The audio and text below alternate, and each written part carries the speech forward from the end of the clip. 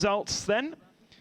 Camini takes victory by 2 seconds, but he did definitely back off at the end of the race over Oriola and Morbidelli. Nash 12 back, then Borkovic, Grashov, Vinay, Peter Fullin in the Alfa Romeo P8, great stuff. Kajaya 9, and Homela, a seldom point, in 10th spot.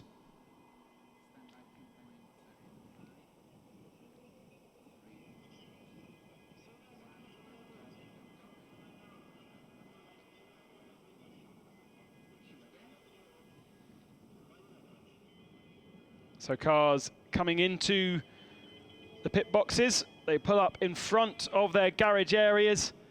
The teams are given a certain amount of time to fix their cars, so they're in parc fermé regulations right now, and then that will be opened up for a period of 15 minutes to get the cars sorted for the second race. Still haven't asked Stefano Camini why he does that celebration with the horn. I hope it's not rude, but if it's Stefano Camini, it could mean anything. Celebrations with the Leopard team. The number 1 on his car, the number 1 on his drinks bottle, and the number 1 on the results of this first race here in Sochi. 2 visits to the Sochi Autodrome.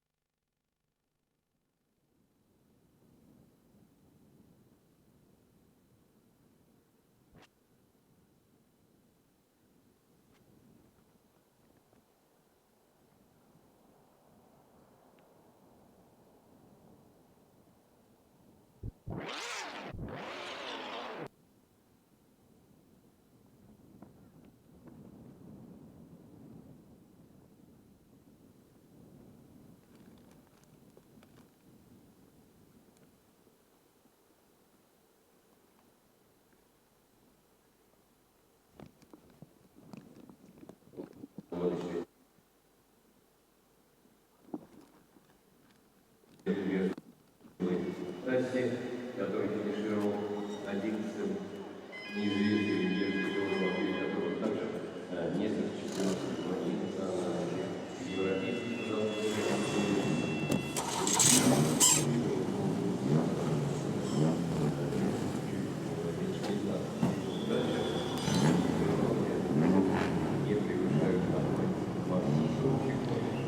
Here is the grid for round 14 of the championship, and just scrolling through the 15 runners and riders that we have here in Russia. Just one change from the publicised grid, that Sheshenin for the Liqui Moly Volkswagen team had to break parc fermé regulations, so Vladimir will start in 15th position rather than just ahead of Michele Ceruti that he was expecting to do.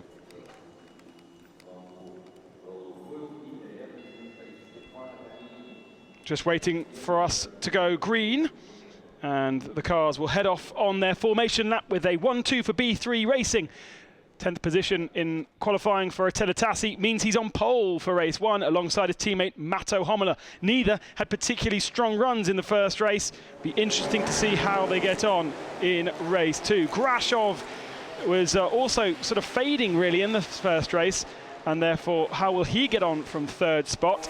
There is Ildar Rakhmatulin, who will start from the pit lane. I'm not quite sure why that is, but he managed to finish the first race with no problems, but will start in the pit lane for this second encounter. That means that Vladimir Sheshin at the back of the field will actually have a clear track, a slightly clear track ahead of him starting last.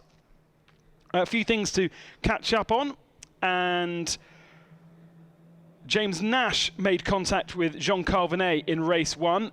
That is where Jean-Carl Vinay kind of disappeared. It's in the final sector of the second race of the champion. Oh dear. Sad to have been trained a camera on you and you drop your headphones. James Nash then, yes, made a little bit of contact with Jean-Carl Vinay around the back of the circuit in the 3rd sector of the lap. Damage to Nash left front tyre, or rim to rear bumper contact, and a bit of bumper scuffery on Jean-Carl Vinay, but it was enough to dispose Jean-Carl off the circuit, and obviously we didn't have any pictures of it, so we have no idea where the blame lies.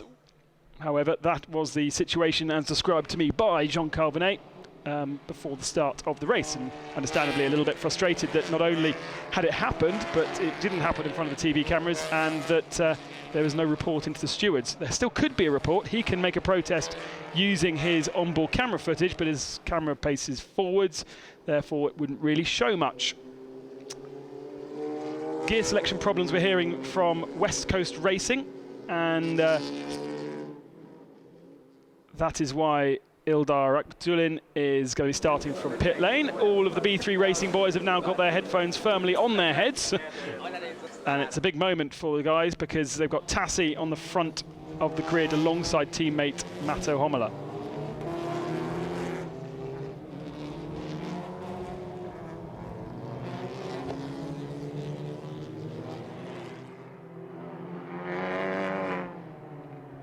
Just scrolling through the points, a 9-point advantage for Oriola over Comini after that first race. Nash drops to 3rd, Homola dropped to 4th, and with Morbidelli taking P3, he ends up moving up into 5th position. But as we say, we've still got quite a lot of racing left in the TCR International Series this year, as you'd expect. We move on to our Asian leg, which kicks off in August in Thailand, and then supporting Formula One in Singapore for the night race. And then after that, we go to Malaysia. A busy weekend of action in Formula One with GP2, GP3 and the TCR International Series as support races. And then finally, a bit of a gap until the final weekend of the year in, well, there's nowhere else that you could possibly have a last weekend of touring car action than Macau. The legendary Macau circuit forming part of the TCR International Series calendar ever since it began last year, an incredibly integral, important part of what makes TCR International so special, along with those races in the Formula One calendar. We were in Bahrain at the start of the year, and then we go to Singapore and Bahrain. Singapore and Malaysia, I should say. We're hearing from pit lane that Peter Fullin is missing off the grid. Yes, we can see that. He should have been up in P5, but Peter Fullin is in the pit lane. Now, if he was out of Parc Fermé, there'll be a hole. The hole would be taken up. But if it was a decision made after the green flag, then there will be a hole where he should be. That's a big disappointment because he picked up points for the first time in TCR International for him, and some good points for Alfa Romeo as well.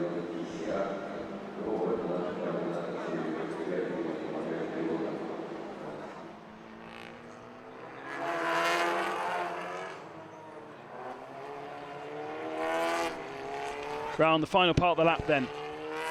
These 90-degree turns that circulate around the back of the paddock.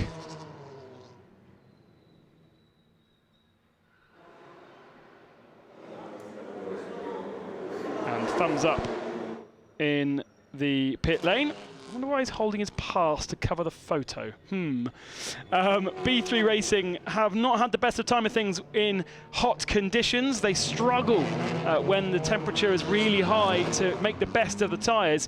Very good at generating temperature, and that is why they're so good in qualifying. They've taken 3 pole positions in TCR in this, their first year in the TCR International Series, but they do struggle a little bit in the hotter conditions.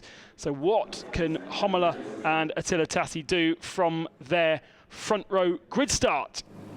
2 cars will start from pit lane, Peter Fullin and Ildar Rahmatulin. We've got 13 cars on the grid, and we are ready to go racing here in Russia for race 2. 5 lights are on.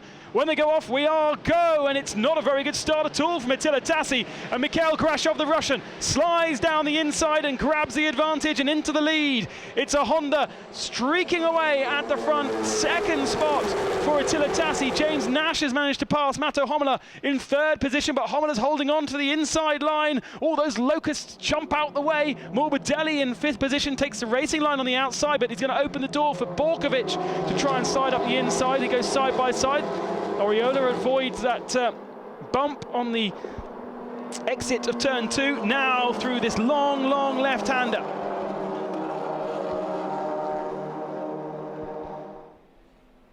Second braking zone, Attila Tassi on the attack.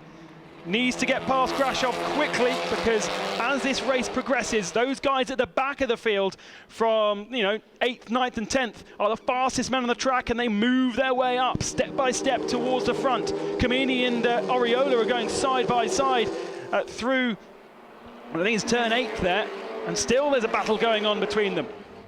James Nash is at the front, Lukoil. Then it's Kamini alongside Oriola, who are just behind Dusan Borkovic. And then Sergei Afanasiev, the third of the Lukoil Bamboo cars, lying just outside the points. So down towards the back end of the circuit. James Nash has a look to try and pass Attila Tassi, the 16-year-old, debuting in TCR this year. Debut for James Nash, but he has far more experience than the young Hungarian in front of him. And then Matto Homola tasted success in Oschersleben in race 2 last time out, has had a few podiums as well, and has been fighting for the championship. Now we come into this characteristic 13. This is a good overtaking opportunity as the circuit bends its way left under braking. Now round the fire station on the right-hand side there, the Olympic fire station. Kind of fenced in now, but that's what forms this chicane. And now round the back of the paddock. So that is Mikhail Grashov, the Russian driver, taken 2 victories since switching to West Coast Honda in the middle of the year. In fact, his first experience, first weekend in the Honda, and suddenly he was at the very, very front. 2 race wins have followed since then, and now he's leading. Grashov, Tassi, James Nash, Matto Homola, Jean-Carl Venet, Morbidelli, Borkovic, Kamini in 8th, Pebrioli in 9th, David Kajaya in 10th position. And then Cerruti and Foulin at the back, the 2 Alfa Romeos. Morbidelli has a look to try and find a way through past Jean-Carl Venet. Nash is attacking and kind of defending at the same time from that 3rd position. It's going on further back. Oriola and the Kamini locked together and kind of fading. They had so much more pace in race 1, but certainly in that first lap, they are already 5 seconds off Grashov in the lead of the race. We've got a car under investigation. Number 70, Matto Homola, is under investigation for not being in the correct grid slot at the start of the race. There we go, out of position at the start. Be interesting to see a replay to see exactly where he was. And I can hear whistles from the pit lane, but it doesn't look like anybody's in the pits, so we've got all 15 cars on track. Jean-Carl Venet tucked up under the TCR regulation rear wing of Matto Homola. Said before, a little bit of rubbing between him and James Nash in race 1, and he's trying to get onto the tail of James Nash and get himself sniffing a podium. It's taken him a few races to get up to speed in the TCR International Series, as we alluded to in race 1. He's struggled to understand just how much contact is needed, or is allowed, and also how much the cars can take, because contact does happen in touring cars. It's what makes it so special. You kind of have to do it. You have to touch without touching. Now, I think Matto Homola, difficult to tell from that replay, but there was Grashov's amazing start. 2 great starts from Mikhail Grashov, because he made a great one in race 1 as well. Yeah, actually, Matto Homola was out of position, but he's way too far back. He's not actually anywhere near where he should be. So that should be no further action, because he was actually giving an advantage to the cars around him rather than a disadvantage. And as we see that replay, the under investigation sign disappears. Coming round the corner, the final corner then to complete lap 2 and onto lap 3. Mikhail Grashov is not getting away here. Morbidelli concerned about temperatures. Jinx out of Jean-Carl Venet's slipstream.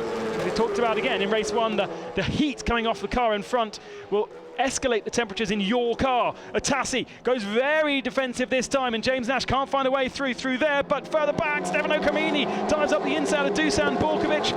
And we look through the flagpoles to see that Kamini has made that move. Great move from Stefano Kamini. Meanwhile, James Nash seizes an opportunity, surely now coming into this turn 4. But where is he? No, he's actually given himself a little bit of a disadvantage. Matto Homola now tries to find a way through. That's going to concertina up to allow Jean-Carl Venet to challenge in the next corner. Venet now gets into the slipstream as they come up towards turn 7. Nash goes defensive. on Hommler, and in turn, nothing changes. But all of that from James Nash, kind of trying to make an overtaking spot out of nothing. Again, Venet looks down the inside of Hommler, no place to pass there. Now we come towards turn 10, and it's all getting a bit messy further back. We've enjoyed some really good national series racing here in Russia, and these TCR races are not disappointing either. Jean-Carl Venet on the defensive, Gianni Morbidelli. Matteo Hommler's run wide. He's allowed 3 cars to pass him. Camini's going to go round the outside. A little bit of rubbing, but not too much. And Hommler from 4th has dropped now behind Morbidelli, Camini, and Jean-Carl Venet. Disaster for Matteo Hommler, losing 3 positions, and it's going to be more now, because here comes Pepe Oriola on Dusan Borkovic. He's already got past Dusan Borkovic, and now he's going around the outside of... Oh, that was a bit difficult to understand. He was going around the outside of Matteo Hommler. It's happened.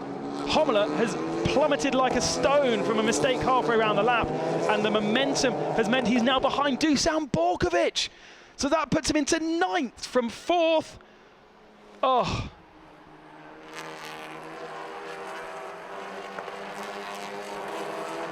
Let's take a quick breath as they come round to complete lap 3. Grashov still leads, Tassi 2nd, Nash 3rd, Venet, Morbidelli, Camini now challenging Morbidelli, and then it's Oriola, then it's Dusan Borkovic, and then it's Hommler and David Kajaya. I mean, that is literally the heaviest sinking stone you've ever seen. Hommler, just one little mistake and he's gone completely backwards. And every single apex he tried to get to, there was a car in his way. He couldn't get to it, and now he comes across the line in 9th position. From coming into the weekend with just a 4-point gap to the championship lead, he's going to go away from here with a huge disadvantage. That is how the pendulum swings in the TCR International Series. Meanwhile, we're still on for a Russian victor here. Grashov is still at the front of the field. His teammate Ilgar Ramatulin comes into the pits though, still with gear shift problems perhaps.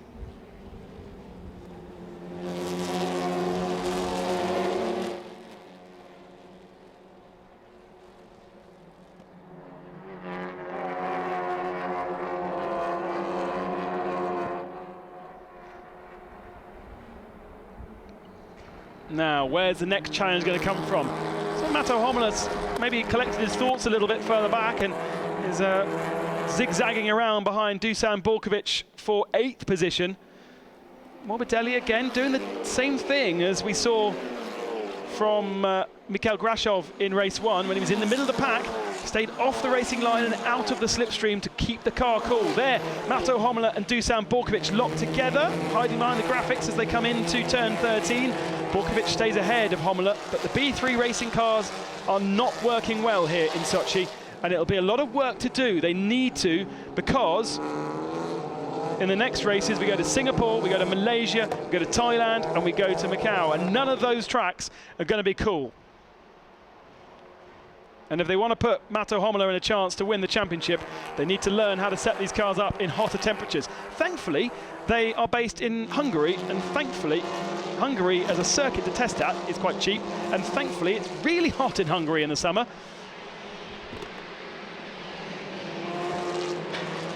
Across the line then, back of that pack, Sergei Afanasyev looking to try and get onto some points here in Russia. He's 11th at the moment. And then the 2 Alfa Romeos having their own little private fight way back. James Nash looks to the inside of Attila Tassi. I think there might have been a little bit of contact there going into the second turn, but they've got away with it. And that's brought Jean-Carl Venet well into play. And Venet is going to have the inside line and passes James Nash very cleanly indeed. And will have the momentum. A little bit of understeer through that turn 3. But Venet puts himself now on the podium. Nash drops to 4th. 4 wheels off as he exits that corner. It seems to be a place where a lot of people can do that, not a problem.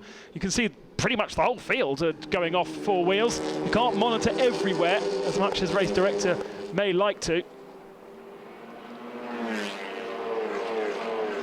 really getting messy. I think Dusan Borkovic picked up a penalty, a post-race penalty for exceeding track limits too many times. Now here was that pass.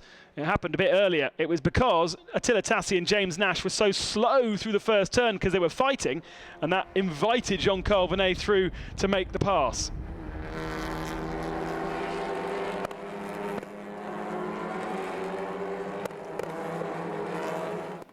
The turbos pop and bang as they go up through the gears around the back end of the circuit through turns 10, 11, 12, these sweeping left and right-handers. Oriola is challenging Stefano Camini further back. We're going to have to wait and see why that happens, because it's going to be here in turn 13. They're side by side behind the graphic. Camini has to go defensive, and Oriola therefore can't find a way through, but he has more momentum once again. And he's stuffed right up behind Stefano Camini, who's having to hug the inside line and really, really defend. Oh, and then Dusan Borkovic tries to get involved, and is that a puncture for Borkovic when there's just a tiny bit of contact? I hope not. Tassi and Venet go side by side through 15. A little bit of a helping hand through the final two turns from Jean-Carl Venet. He needs Tassi to speed up because he's going to have James Nash on his bumper and Gianni Morbidelli going into the braking zone at turn 2. And we saw Nash making that error of judgment really into turn 2 last time by trying to attack something that was unattackable. Really, it was unattackable with such defense. Nash on the inside line of Jean-Carl Venet, who obviously wasn't very fast out the last turn, and Nash is going to have an overlap, or is he defending from Gianni Morbidelli, who dives up the inside, and Morbidelli claims the apex. Now they run side by side, but James Nash cuts the corner on the exit of turns 2, but allows Gianni Morbidelli to take that spot. There was no way that he should be fighting it, because it simply would not have gone down well with race direction. Morbidelli then moves up into 4th spot, Nash down to 5th. That's his bogey corner, isn't it, turn 2? It's just not going well for him there. Meanwhile, Mikhail Grashov continues to pull away. We're going to hear the Russian national anthem in Russia. Contact between Vladimir Shishian and Peter Fulin, apparently, around the back of the circuit. That is a fight for 12 spots that we're not seeing.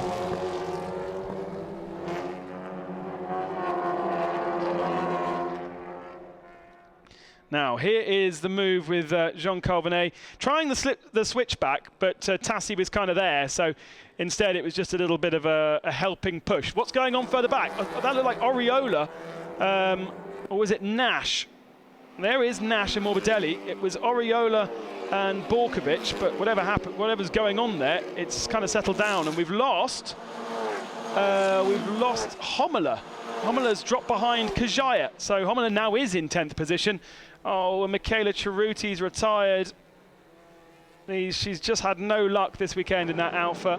It's the original car that's been kind of manipulated and developed throughout the season, and it just doesn't seem to be as well set up as Peter Fullin's. And a disappointing, pointless weekend for Michaela once again.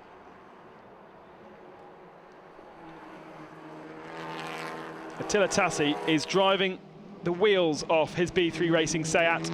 This is quite spectacular, with someone like Jean-Carl Venet breathing down your neck lap after lap with a car that is certainly faster through the corners, but he's holding off the Frenchman at the moment for P2, and that will be his first podium, his best result, P6 in Salzburg Race 1, where we hardly had any finishes.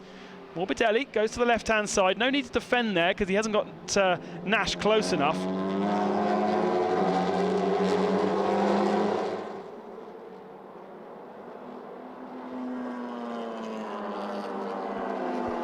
Car 7 keeps being warned about track limits, which is David Kajaya. We're not seeing that on screen. We're seeing this battle for 2nd position. Tassi just a little bit wide there, missed the apex, and that's going to allow Jean-Carl Venet alongside. It's going to have the inside line for the next corner, and that's surely deal done. Into turn 7 it is. Easy peasy. All happened because of a little mistake. And Jean-Carl Venet moves up into P2. After the disappointment of race 1, where he missed out on a podium, with a little bit of contact with James Nash and some rubbing around the back of the circuit. He's making amends for this. Stefano Camini, by the way, has pulled well away from Pepe Oriola. And I have a feeling the Bamboo Lukoil boys are going to be complaining about that Volkswagen's pace again, because it does seem very strong, and Stefano Camini is now on the tail of James Nash, and Nash is going to have to get wide. Vinay has been warned of track limits as well. Race direction keeping on top of it. Battle for third position is going to be fierce in the last couple of laps with Morbidelli there, Nash, Camini. Borkovic is pushing Oriola now. Oh, down the inside, that was easy. What's happened to Oriola? Is this a problem for Pepe Oriola? That just seemed way too easy, like taking candy from a baby. I think Oriola's got a problem here. And this is exactly what he does not need. Could be overheating, doesn't look like his radiator is too blocked, but he just didn't have any power. And now it's going to be David Kajaya who's going to snatch the next position from him and put Oriola down to 9th spot. Under acceleration, the power of the Seat seems to still be okay. In the slipstream, Kajaya is going to be good. What's going to happen going into the braking zone? Where is the disadvantage? Now, Kajaya pulls out, and Oriola's strong on the brakes as well. But it doesn't seem particularly strong on the initial acceleration out of corners. Maybe he's not got the gearing right. Gianni Morbidelli goes wide through turn 3 to try and find a way past Attila Tassi, but there wasn't a way through at turn 4 there anyway. Not this time, but he goes now from the attack into turn 5. Attila Tassi goes very defensive, a little bit of a nudge. Keep your nerve, Attila. Unbelievable stuff, and that's going to allow James Nash to come alongside Gianni Morbidelli now. But Gianni Morbidelli goes defensive. No chance and no way through there. It was a good opportunistic thought from James Nash, but he couldn't find a way through. We're hearing it was a puncture, or it is a puncture for Pepe Oriola, which is very unusual, because he really hasn't had much contact with anybody. Maybe the tyres have screamed enough. 54 degrees track temperature is pretty high. And maybe this Michelin just doesn't like it and delaminated. Nash, Morbidelli and Camini all together fighting over third place with Attila Tassi, but Tassi has a little bit of breathing space now. And Oriola has dropped outside of the top 10 positions, and he will be coming into the pits and score no points in race 2 here in Russia. And that means we're going to have a new championship leader, I think.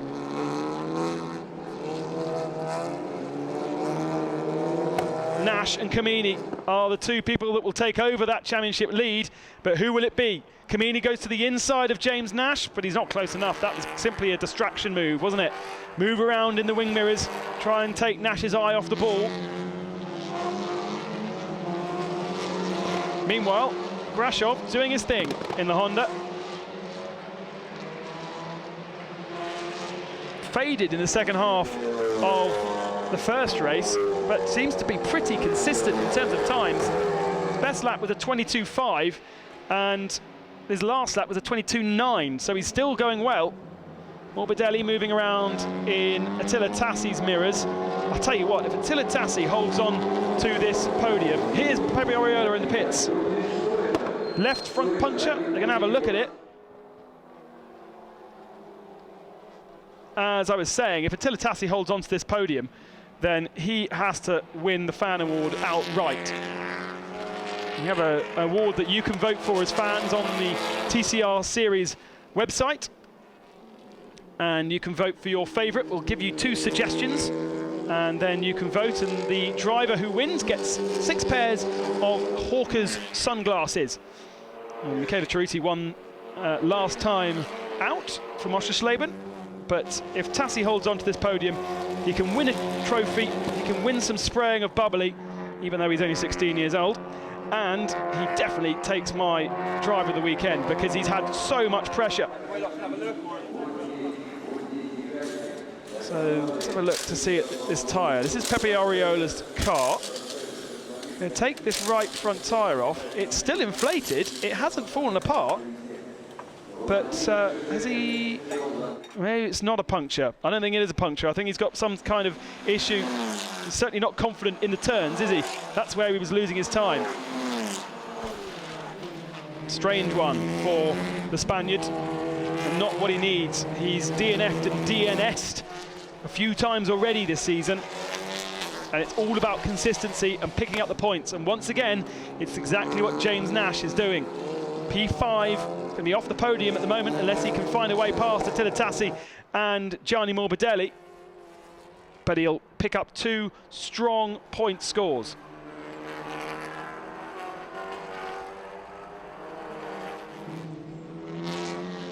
Coming to the sharp end of this race then.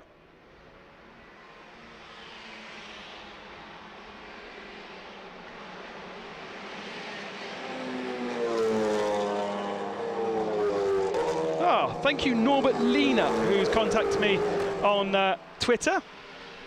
Very important, as it's going to be his first podium. Attila Tassi is not called Attila Tassi, it's called Attila Tashi. Who knew? I've just been told. Thank you very much, Norbert, contacting me on Twitter at Ben Consti. So Attila Tashi is in 3rd position, the Hungarian driver. He's raced a few years in the Suzuki Cup in Hungary and then came straight into the international series of TCR. He did the RCM Cup in Hungary in 2015 and did a little bit of racing in this Seat TCR car, or the car that was before. And now Gianni Morbidelli is again trying to distract him. Morbidelli looks to the inside, but that was fleeting, I think, and optimistic at best. There is Mikhail Grashov. John Colbert 2nd, and then this battle for 3rd. Tashi, Morbidelli, Nash, and Stefano Camini.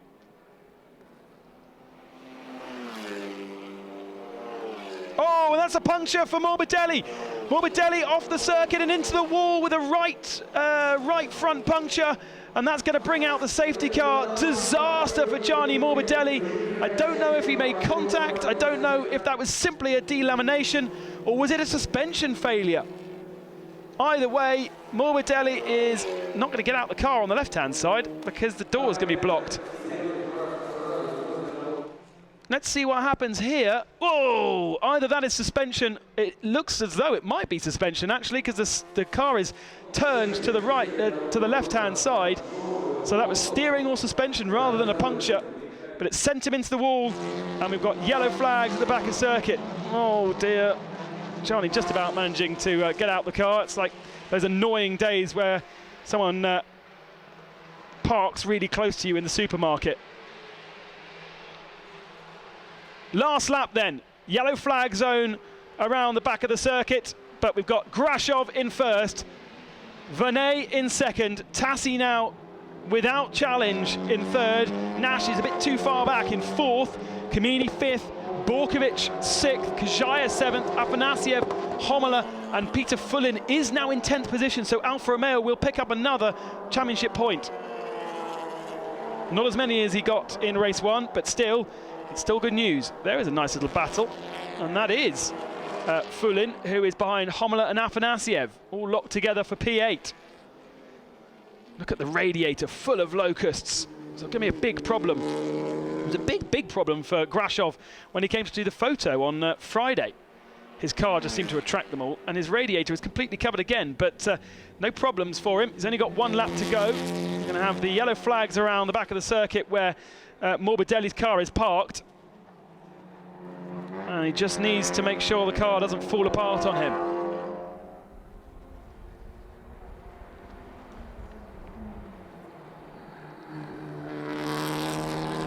Vernet, window down, trying to get as much breeze into the car as possible. Obviously used to single-seaters where you get the breeze down your neck and around your helmet, but you don't here. Yellow flags are flying. Morbidelli's car off to the right-hand side.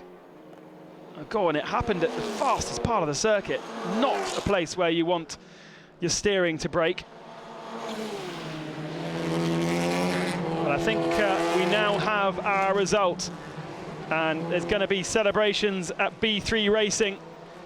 They've had Dusan Borkovic on the podium, they've had Mato Homola on the podium, and they're about to have their third driver on the podium here in Russia for third spot. A great recovery drive from Jean Calvinet after disappointment in race one, who's going to take second spot. But how about this? There's only one man in the championship who's taken 3 wins, but now there are 2. Mikhail Grashov wins his third race of the 2016 season, and it's in his home country. He will hear the Russian national anthem ring on the podium, and that was all down to another super start from the West Coast racing driver. What a result! Vernay second, Tassi third, Nash fourth, Kamini, Borkovic, Kajaya, Afanasyev, Homola, and Peter Fullin comes over in 10th. Vladimir Sheshinan comes over in 11th as the final finisher. Wow, wow, wow, wow. Mikhail Grashov continues to impress at West Coast. They've clearly got a great working relationship going together. His best result in the whole of last season was P3. One of the races where he picked up a podium was here in Russia, and that was with the Liqui Moly Team Enxler team. But since moving to West Coast Racing, he takes one race in Imola, his first weekend with the team, his first day with the team, because remember in Imola they did everything on the same day. Then the second race, Salzburg, another victory, and now in his home country, Mikhail Grashov takes a third victory. And look at the bugs in his radiator. Not only is he a victor, he's a mass murderer of locusts. Tell you what, Gianni Morbidelli is going to be frustrated when he comes back.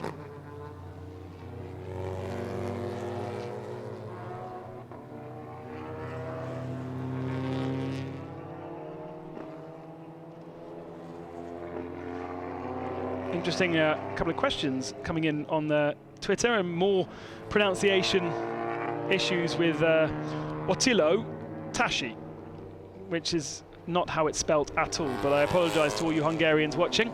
Thank you for joining us, and make sure you tell your friends, because that was a great race, wasn't it? And you've got a Hungarian, a new protege to perhaps follow in the TCR International Series.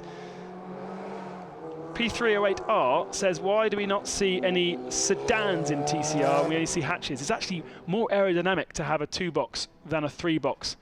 And that is one of the main reasons why the manufacturers and the teams choose to have these shaped cars, because aerodynamics-wise, it's better. Ah, no. We've got under investigation Mikhail Grashov, under investigation Vladimir Sheshinin, under investigation Peter Fullin, and under investigation the 70 car of Mato Homola. Why? Mikhail Grashov is under investigation at the moment, and he's our race winner. I really hope that race direction's sorted out before we get on the podium. Drivers' points then. Nash is leading the championship, would you believe, ahead of Kamini by 1 point and Oriola by 1 point. You can't separate them, can you? Focus then on Otilo Tashi, the 16-year-old, first weekend in competitive international racing, and he's got himself a podium, and he deserves a big hug. What a result for the B3 Racing team. This wasn't going to be his best track, or their best track, as we saw from Borkovic and we saw from Mato Homola, certainly the 2 drivers with more experience. But how about that? He kept his cool when he had some very impressive drivers pushing him all the way. And again, Mikhail Grashov impresses hugely. The Russian vodka is going to be flowing. Yes, says West Coast Racing. West Coast now the most successful team in TCR this season. with their 5th victory, and the 5th victory of Honda in the 2016 championship. And the majority of the wins have come from this man, Mikhail Grashov. Although, as you can see from the graphic above, for some reason, he is under investigation.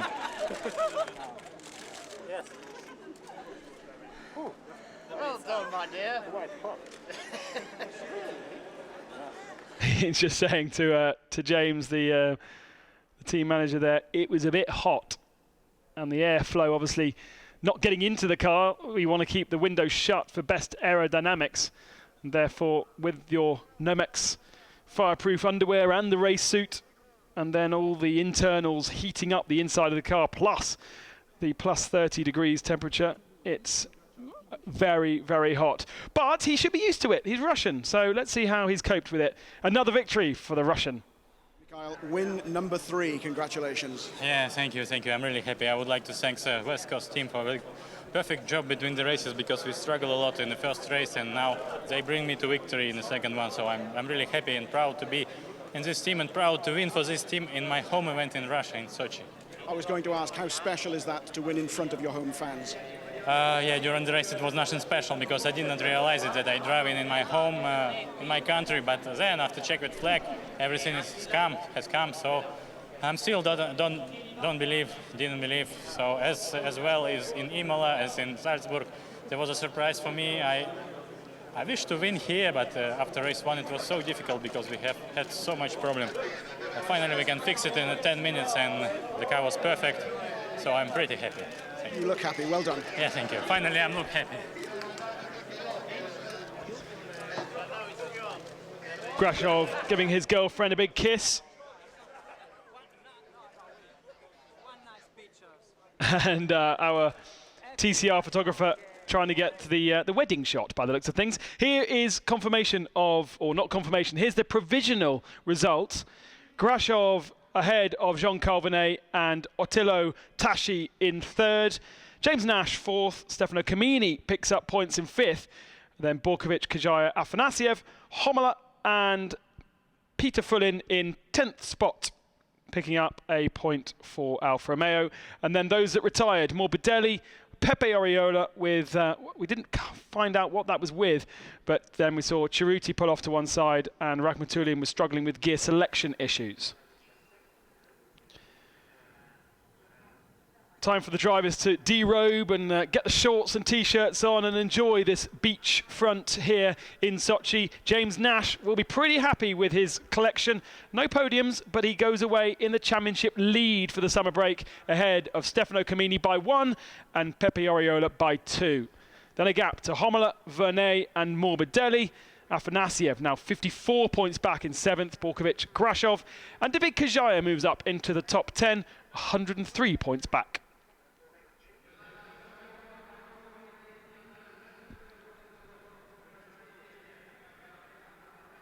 Nice to see Peter Fullin picking up 6 points now in 7th spot. And Attila Tassi, 45 points now in 12th.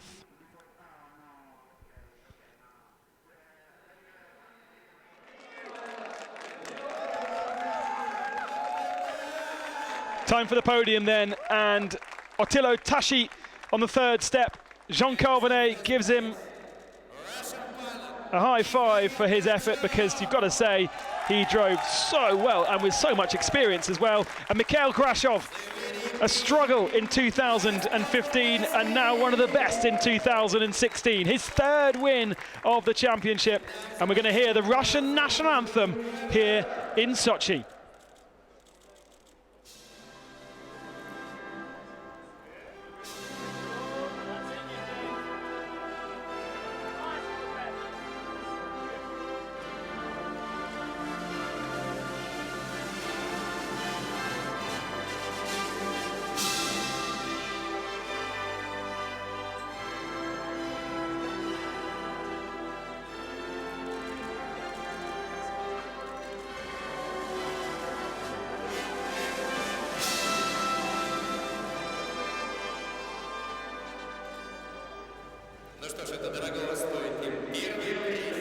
Congratulations to Mikhail Grashov.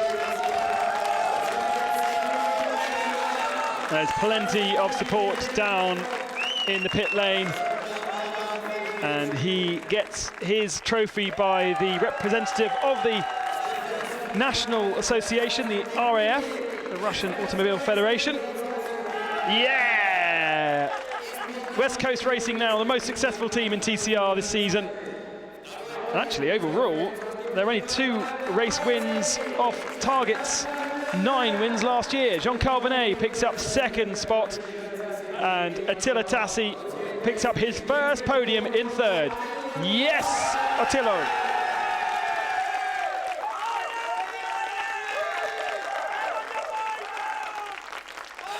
Serious respect for Attila Tassi, with all of that pressure from Morbidelli, from Nash, from Jean-Carl Venet, some of the best in the business. And he held on to take 3rd spot. And what about Mikhail Grashov, his 3rd base victory? How much further can he climb in the championship standings as we move to Thailand, where he has experience? Now the champagne sprays here in Sochi. It's been refrigerated to keep them cool. And we go into the summer break with some very positive stories. 3 points separate, 2 points in fact, separate the top 3 drivers in a championship. Simon Cumberbatch does his best cricket impression and catches the champagne. What wonderful action from Sochi. Thank you for joining us across the world, and we'll be back in Thailand at the end of August. Make sure you keep up with everything that goes on in TCR across our various social media.